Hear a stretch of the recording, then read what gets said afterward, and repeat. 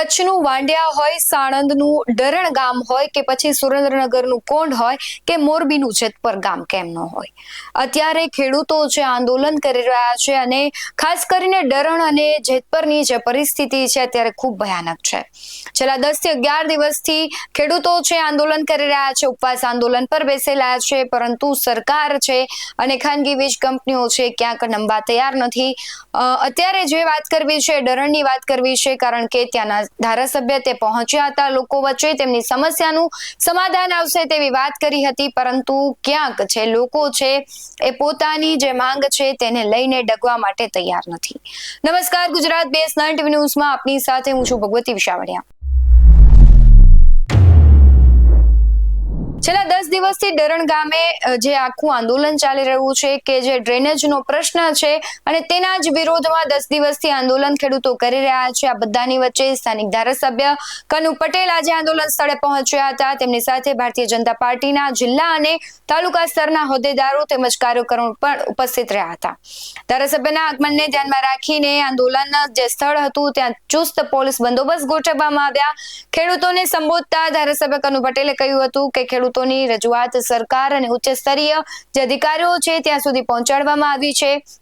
સાથે જ તેમણે કહ્યું છે કે જે ડ્રેનેજ લાઇન છે તે ખેતરોમાંથી પસાર નહીં થાય તેના માટે વૈકલ્પિક માર્ગ છે તે અંગે તંત્ર સાથે અત્યારે વાતચીત થઈ રહી છે કે તેનો વૈકલ્પિક માર્ગ નીકળશે અને ખેડૂતોને નુકસાન નહીં થાય। તેમણે ખાતરી આપી હતી, તેમ છતાં ક્યાંક ખેડૂતો છે તેઓ અત્યારે લડી લેવાના મૂડમાં દેખાઈ રહ્યા છે। સમગ્ર ઘટનાના વિડીયો આવ્યા છે, સાથે જ ધારાસભ્ય શું કહી રહ્યા છે, અન્ય આગેવાનો છે તેમની પણ પ્રતિક્રિયા આવી છે, તેમના પર નજર કરીએ। ભારત માતા કી જય। તમારા બધાનો જે પ્રશ્ન છે હું તમને બાહેધરી ખાતરી આપું છું કે હું જેસીબી મોકલીને જે ગાળ્યું છે એ આપણે પુરાણ કરાવી દઈએ।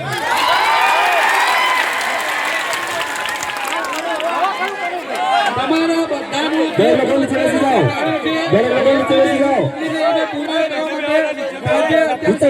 તમને મારા ઘરના નામ છે કે સેલેક્ટ માનતા હોય તો બધાનું જે છે પુરાણ કીધું છે।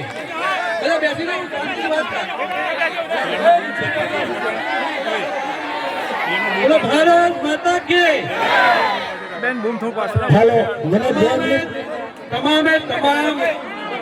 તમામ ખેડૂતોની જે રજૂઆત છે એ તમે બધાએ ભલે કીધું હોય કે ના કીધું હોય, પણ છેક ઉપર સુધી તમારા બધાની રજૂઆત મેં ધારદાર પૂર્વક ત્યાં આગળ પહોંચાડવાનો પૂરેપૂરો મારો પ્રયત્ન કર્યો છે। તમામ જગ્યાએ 19 તારીખે ભલે હું બહાર હતો, દિલ્હી હતો, પણ તેમ છતાં પણ તમારા આગેવાનો જે કલેક્ટર ઓફિસમાં ગયા હતા એ બધા જ આગેવાનોને તમે પૂછજો કે કલેક્ટરને મેં મારો મેસેજ પણ કર્યો હતો, મારો લેટર પણ લખ્યો હતો અને મૌખિક મારો ફોન કરીને પણ કીધું હતું કે મારા વિસ્તારના ખેડૂતોની જમીનમાંથી આજે પસાર કરો છો એનો વૈકલ્પિક રસ્તો તમે કાઢો। આ તમામ તમારા ખેડૂતો જ્યારે ત્યાં આગળ ગયા હતા ત્યારે એમની સામે પણ કલેક્ટરે પણ કીધું હતું કે તમારા ધારાસભ્યશ્રીની રજૂઆત મારા સુધી પહોંચી ગઈ છે અને તમારા ધારાસભ્યએ અહીં આગળ નહીં બનાવવા માટે પણ રજૂઆત કરી છે। આ પ્રકારનું તમારા આગેવાનોને બધાને વાત પણ કરી છે।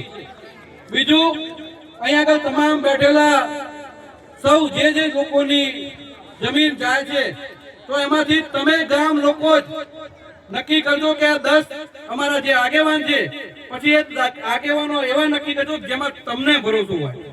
પાછળથી તમે એમના ઉપર પણ બ્લેમ કરો છો એ પ્રકારે નહીં, પણ તમે બધા જે ગામવાળા નક્કી કરો કે આ 10 આગેવાનો અમારા છે, એ 10 આગેવાનોને લઈ જઈને જે જગ્યાએ રજૂઆત કરવા જવાનું છે તો હું મારો લેટર પેડ લખીને રજૂઆત કરવા માટે આવીશ।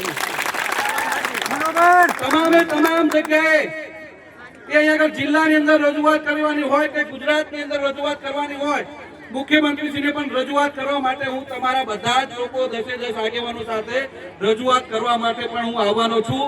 અને મેં અહીંયા બેઠેલા તમામ આગેવાનોને બધાને વિનંતી છે કે ખેગારભાઈ પણ જે વાત કરી છે એ પ્રકારે આપણે બધાએ પણ ખૂબ સભ્યતા રાખીને જે પણ આપણો જે પ્રશ્ન હોય એ પ્રશ્ન રજૂઆત કરવા માટે અમે તમને ક્યાંય નથી ના પાડતા, તમને આંદોલન કરવા માટે પણ નથી ના પાડતા, પણ આપણે એનું મર્યાદાની અંદર જે હોય એની અંદર જે પણ પ્રકારે જે આપણે શોભતું હોય એ પ્રમાણે આપણે રજૂઆત કરીએ અને તમારા બધાની જે રજૂઆત છે એ બધી જ રજૂઆત કરી છે. ઇરિગેશન ડિપાર્ટમેન્ટ વાળાના પર વાત કરી છે અને તમામ લોકોને હું ખાતરી આપું છું, મેં એમને કીધું છે કે આપણે વૈકલ્પિક બીજો રસ્તો કાઢો. આ જગ્યામાંથી ખેડૂતોનું જે નુકસાન થાય છે એ પ્રકારનું આપણે ના કરીએ અને બીજો વૈકલ્પિક રસ્તો જે થતો હોય એ પ્રકારનું પણ આયોજન કરવા માટે જે તમારા ગામની સમિતિ બનાવી છે સમિતિને સાથે લઈ જઈને બધી જ જગ્યાએ રજૂઆત કરવાની આપ સૌને ગામ વડીલો આગેવાનો બધાને હું બાંહેધરી ખાતરી આપું છું.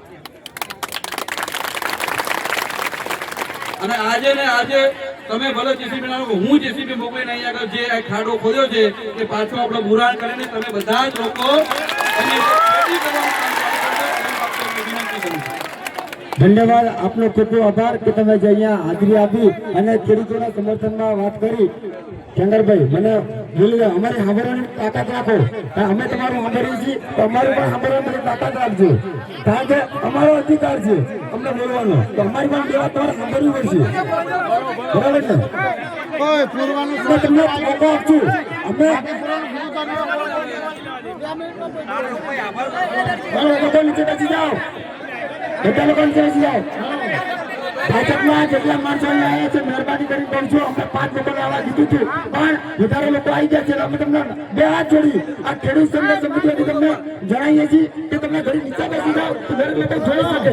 હું પણ નીચે બેસું, હું નીચે બેસું છું. બરાબર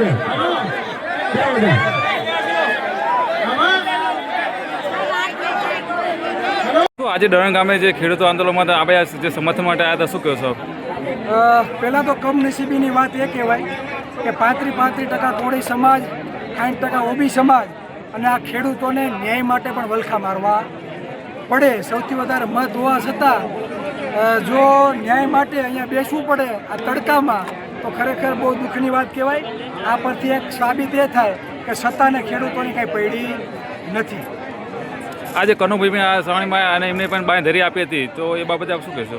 બહુ સારી વાત કહેવાય. કનુભાઈએ 10મા કે 12મા દિવસે આવીને અહીંયા એવું કીધું કે અમે ખાડા પૂરી દઈશું, એટલે એની વાતને અમે આવકારીએ છીએ. કોળીના દીકરા તરીકે, એક સાણંદના ધારાસભ્ય તરીકે જે એની ફરજ એને અદા કરવાની હતી તે પૂરી કરે છે.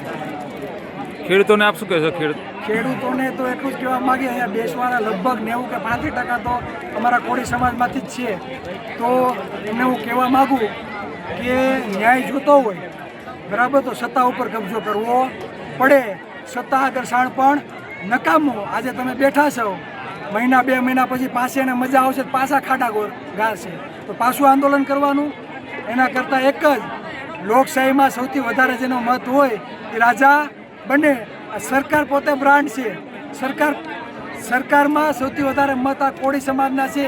પોતે બ્રાન્ડ છે, પોતે રાજા છે. તો કોળી સમાજને વિચારવાની જરૂર છે કે વધારે મત હોય તો સત્તા ઉપર પહોંચવા માટે મહેનત કરવી જોઈએ, નહીં કે ન્યાય માટે હંમેશા ભીખ માગવા માટે. ધારાસભ્ય આજે જે બાંહેધરી આપવામાં આવી તો શું આંદોલન યથાવત રહેશે કે આથી આંદોલન પૂર્ણ કરવામાં આવશે? અહીંયા જે પણ ખેડૂત સંઘર્ષ સમિતિના જે પણ આગેવાનો છે તેણે બાઇટ આપેલી જ છે કે જ્યાં સુધી લેખિતમાં નહીં આવે ત્યાં સુધી અમારું આંદોલન કન્ટિન્યુ ચાલુ રહેશે. યુવા કોળી એકતા સંગઠન તરફથી જ્યાં પણ જરૂર પડે અમારા બંને આગેવાન શૈલેષ મેર હોય કે પિન્ટુભાઈ કોળી હોય, અમે ખંભેથી ખંભો મિલાવીને એમની સાથે ઊભા રહેશું. અને ભવિષ્યમાં પણ જો અમારે અહીંયા ગાડીઓના કાફલા સાથે પણ આવવું પડશે તો પણ આવશું. અને અમે સત્તાના મૂળમાં ઘા કરવાવાળા છીએ, માય કાંગલાની જેમ માત્ર વાતું કરવાવાળા નહીં. કાન ખોલીને સાંભળી લે. 2027માં તમને મતપેટીમાં પાડી દેવાના છે, પાડી દેવાના છે અને પાડી દેવાના છે. આભાર. આજે આપણે ખેડૂત આંદોલન જે ડરણ ગામે ચાલુ છે ત્યાં સોનભાઈ ધારાસભ્ય આજે આવ્યા હતા, શું કહ્યું અને શું બાંહેધરી આપી એમને? હવે એ લોકો આજે આવ્યા હતા, અમને જે ટાઈમ આપ્યો હતો એની પહેલા આવી ગયા હતા, પણ તો પણ અમે તેમનો ધન્યવાદ પાઠવ્યો છે. અને તમે એમને જે અત્યારે બાંહેધરી આપી છે કે આ લાઈન કેન્સલ કરવામાં આવે છે અને મારા દ્વારા પૂરી દેવામાં આવે છે, પણ અમારી હજુ એક માંગણી છે કે તમે અમને ગેજેટની અંદર કાં તો કોઈ પેપરની અંદર તમે જાહેર કરો કે અમે આ સરકાર આ પ્રોજેક્ટ અમે રદ કરીએ છીએ, કારણ કે આજે તમે કહીને ગયા અને કદાચ 6 મહિના 12 મહિના પછી એ પ્રોજેક્ટ ફરી ચાલુ કરે તો અમે વારે વારે આંદોલન ઉપર બેસવા તૈયાર નથી. એટલે અમને લેખિતમાં આપે અથવા કોઈ ગેજેટની અંદર બહાર પાડે કે આ અમે પ્રોજેક્ટ કેન્સલ કરવામાં આવે, ત્યાં સુધી અમારું આ આંદોલન હજુ યથાવત ચાલુ રહેવાનું છે, જ્યાં સુધી અમે લડીશું. કનુભાઈએ શું કહ્યું હતું આજે આંદોલન? કનુભાઈએ એમ કીધું કે આ જે ખેડૂતોની માંગણી છે કે ખેતરોમાં તે લાઈન નહીં ખોદવાની, પણ કનુભાઈ એમ કીધું કે હું કહું છું હું મારું જેસીબી મોકલી અને આ લાઈન પુરાવી દઉં છું, પણ હજુ અમારી એક માંગણી રહેશે કે તમે જે આ લેખિતમાં અમને આપો તો અમને સંપૂર્ણ ભરોસો રહેશે. તો જ્યાં સુધી લેખિતમાં નહીં આવે ત્યાં સુધી આંદોલન યથાવત રહેશે? હા, આજે કાલે અમારો 11મા દિવસમાં આંદોલન ચાલુ રહેશે, જ્યાં સુધી અમને લેખિતમાં નહીં આપે, કોઈ ગેજેટમાં નહીં આપે, ત્યાં સુધી અમારું આંદોલન ચાલુ રહેશે. નામ તારું? આ કયું ગામ છે? કયા જિલ્લામાં આવે? શું પ્રોબ્લેમ છે? તકલીફ શું છે? આ તમારી વાડી છે આ વિસ્તારની? તો હું માંગ શું છે બેટા આપણી?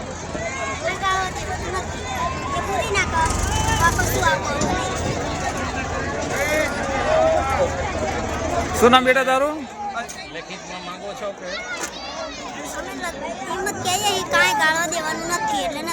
બરાબર.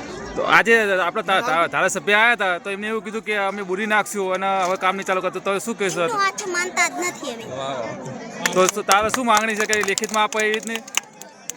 લખીને આપો તો અમે સાચું માન દે ને. જો ઘડી કામ ઉભા ના રહે હોય, બેઠા 5 મિનિટે બેઠા ના હોય અને ડાયરેક્ટ ઉભા થઈને જતા રહ્યા, તો એમનું સાચું માનવાનું અમારે. બરાબર. તો લેખિતમાં લખીને આપે તો તમે અહીંથી આંદોલન સમેટાવશો, ત્યાં સુધી આંદોલન ચાલુ રહેશે? ચાલુ જ રાખવાનું સર. આંદોલન જ્યાં સુધી અમારો ન્યાય ના આવે ત્યાં સુધી ચાલુ જ રાખવાનું હો અમારે. તેમણે ખાતરી આપી હોવા છતાં હજુ સુધી જે ખેડૂતો છે માનવા તૈયાર નથી. બીજી બાજુ મોરબીમાં પણ એ જ ઘટના છે કે સરકારે છે શાંતિ મંત્રણા અને ખેડૂતોને આહવાન કર્યું છે કે તમે આવો, આપણે મંત્રણા કરીએ, ત્યારબાદ છે નિર્ણય લેવામાં આવશે. પરંતુ મોરબીના જેતપરની ઘટના હોય કે પછી સાણંદના ડરણ ગામના ખેડૂતો હોય, એ ક્યાંક ખેડૂત છે એ લોકોને સરકાર માટેનો અસંતોષ દેખાઈ રહ્યો છે, વિશ્વાસ નથી આવી રહ્યો. હવે જોવાનું રહેશે કે આ આંદોલનો છે કેટલા આગળ ચાલે છે કે ત્યાંથી બ્રેક લાગી જાય છે, ખેડૂતોને આંદોલન સમેટવા પડે છે કે સરકાર છે અને ખાનગી વીજ કંપનીઓ છે તે નમી જાય છે, તે તો આગામી દિવસોમાં ખબર પડશે. પરંતુ ગુજરાતનું વાતાવરણ ખૂબ ભયાનક છે. ગુજરાતના દરેક દિશામાં તમે જાઓ ત્યાં આંદોલન આંદોલન આંદોલન થઈ રહ્યા છે. કચ્છનું ગામ હોય કે પછી આ બાજુ સૌરાષ્ટ્રનો વિસ્તાર હોય કે ઉત્તર ગુજરાતનો વિસ્તાર હોય, દરેક જગ્યાએ અત્યારે આંદોલન થઈ રહ્યા છે. આંદોલનને લઈને તમારું શું માનવું છે? અત્યારે સરકાર માટેનું ખેડૂતોમાં એક પ્રકારનો રોષ ઉભો થયો છે, તેને લઈને તમારું શું માનવું છે? કમેન્ટમાં જરૂરથી જણાવજો. આવા જ વધુ અહેવાલો સાથે ફરી મળતા રહીશું. તમે અમારી યુટ્યુબ ચેનલને સબસ્ક્રાઇબ કરવાનું અને ફેસબુક અને ઇન્સ્ટાગ્રામ પર ફોલો કરવાનું ભૂલશો નહીં.